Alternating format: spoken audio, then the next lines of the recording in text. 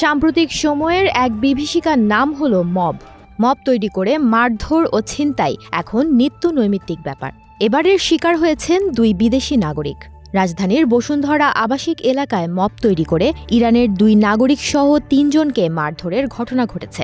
পরে 999-এ কল পেয়ে পুলিশ তাদেরকে উদ্ধার করেছে। মঙ্গলবার দুপুরে যমুনা ফিউচার পার্কের সামনের সড়কে এ ঘটনা ঘটে। পরে তাদের হাসপাতালে ভর্তি করা হয়েছে বলে জানিয়েছেন ভাটারা থানার ভারপ্রাপ্ত কর্মকর্তা মাজহারুল ইসলাম।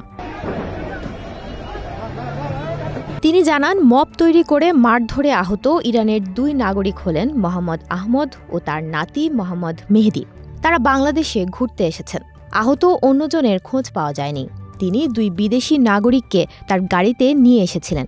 ঘটনার পরপরই তিনি পালিয়ে যান। মাজহারুল ইসলাম বলেন, দুপুরে বসুন্ধরা আবাসিক এলাকায় বিদেশি মুদ্রা বদলে বাংলাদেশি টাকা নিতে একটি প্রতিষ্ঠানে এসেছিলেন ইরানের এই দুই নাগরিক।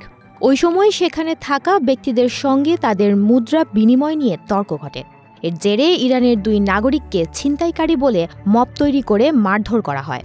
পরে 999-এ কল পেয়ে সেখানে গিয়ে দেখা যায় কয়েকশো লোক ঘিরে ধরে বিদেশি সহ ৩ জনকে মারধর করছে। ভাঙচুর করা হয়েছে তাদের বহনকারী গাড়ি। পুলিশ যাওয়ার পর লোকজন ছত্রভঙ্গ হয়ে যায়। পুলিশ আহত দুই বিদেশিকে উদ্ধার করে কুর্মিটোলা জেনারেল হাসপাতালে ভর্তি করেছে। তিনি আরও বলেন, মারধর করে তাদের ফোন ও নগদ টাকা ছিনিয়ে নিয়ে যাওয়া হয়েছে। তবে কেন মব তৈরি করে তাদের মারধর করা হয়েছে তা এখনও পুলিশ স্পষ্ট নয়।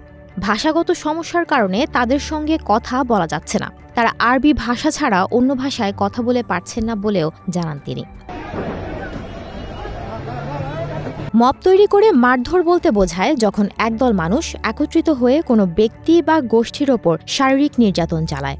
এ ধরনের ঘটনাগুলো সাধারণত ঘটে যখন কোনো ব্যক্তি বা গোষ্ঠীর বিরুদ্ধে কোনো অভিযোগ ওঠে বা তাদের ওপর কোনো অন্যায় করা হয়েছে বলে মনে করা হয়।